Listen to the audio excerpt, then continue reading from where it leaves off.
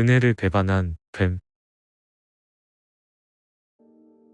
어느 추운 겨울날 한 노인이 길을 가다 추위로 거의 얼어 죽어가고 있는 뱀 한 마리를 보게 되었다. 자비로운 노인은 그 뱀이 불쌍하게 생각되어 조심스럽게 집어서는 자기 품속에 품어주었다. 노인의 온기로 차츰 기운을 회복한 뱀은 입장이 달라지고 보니 다른 생각을 품게 되었다. 드디어 완전히 힘을 되찾은 뱀은 생명의 은인인 노인의 몸을 둘둘 감아 쥐어 죽이려고 했다. 놀란 노인은 뱀에게 큰 소리로 꾸짖었다. 이은 나쁜 놈 같으니라고 얼어 죽을 것을 불쌍히 여겨 내가 살려주었거늘 감히 나를 죽이려 해. 이게 무슨 경우란 말이냐. 자, 함께 재판관 앞에 가서 따져보자. 좋지. 그런데 누구를 재판관으로 세우려고? 길을 가다가 우리가 제일 처음으로 만나게 되는 사람을 재판관으로 삼기로 하지. 좋아. 곧바로 노인과 뱀은 함께 길을 가기 시작했다. 얼마 가지 않아 저쪽에서 황소 한 마리가 오는 것이 보였다. 황소를 불러 세운 노인은 황소에게 그동안 일어났던 일을 모두 이야기했다. 노인의 말이 끝나자 뱀도 한마디 했다. 나는 당연한 일을 하고 있는 셈이야. 성서에도 나와 있잖아. 뱀과 여자의 후손을 원수가 되게 한다라고. 묵묵히 듣고 있던 황소는 점잖게 판결을 내렸다. 뱀의 말이 맞는 것 같은데요. 성경에서 그렇게 말하고 있다면 인간이 뱀에게 아무리 자비를 베풀었어도 뱀은 악하게 보답을 해도 될 거예요. 사실 그동안 우리들은 너무 푸대접을 받아왔어요. 나의 주인을 봐도 그렇거든요. 나는 아침부터 저녁까지 주인을 위해 뼈 빠지게 일을 하고 있는데 주인은 내게 고마워할 줄 몰라요.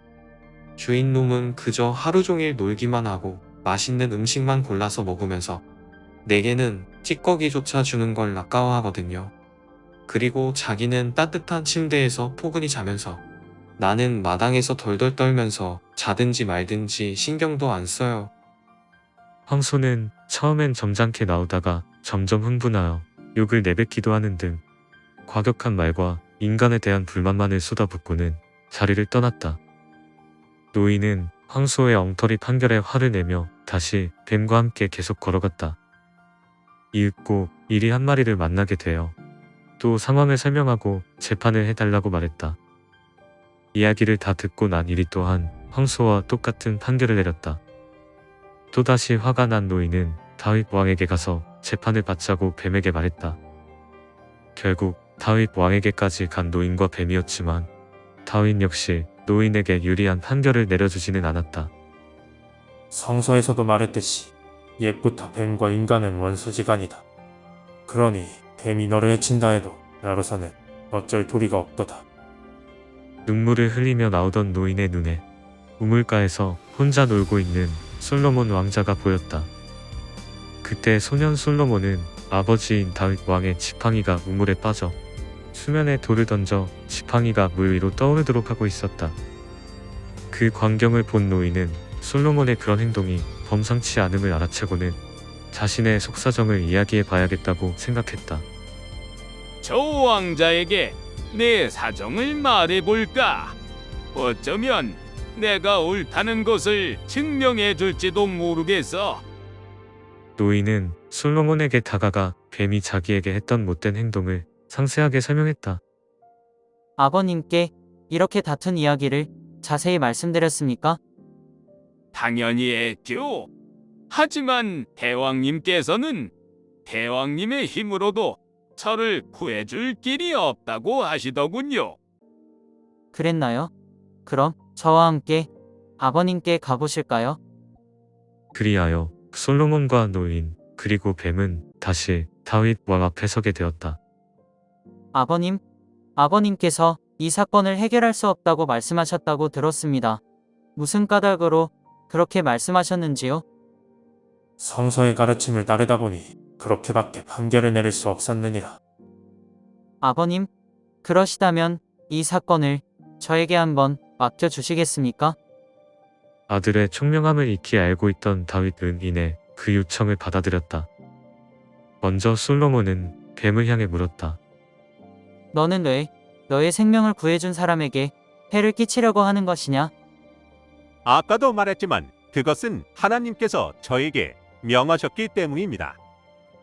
그럼 너는 성서에 나와 있는 것이라면 무엇이든지 따르고 있느냐? 물론입니다. 그래? 그렇다면 너는 이런 말을 들어보았느냐? 서로 다투고 있는 두 사람은 재판관 앞에서는 반듯하게 서 있어야 한다는 율법 말이다. 만일 내가 성서를 그렇게 존중한다면 너는 즉시 그 노인의 몸에서 떨어져 반듯하게 서지 않으면 안 되는 것이다. 그렇다면 그렇게 하겠습니다. 대답과 동시에 노인의 몸을 감고 있던 뱀은 노인 옆에 반듯하게 자리를 잡았다. 그러자 솔로몬은 노인을 향해 판결을 내렸다. 들으시오. 성서에는 여자의 후손이 뱀의 머리를 상하게 할 것이오라고 기록되어 있습니다. 어서 성서에서 명하는 대로 빨리 행하십시오. 그러자 노인은 지팡이를 번쩍 치켜들어 뱀의 머리를 힘껏 내리쳤다. 그리하여 뱀은 배은망덕했던 죄로 죽임을 당하고 말았다.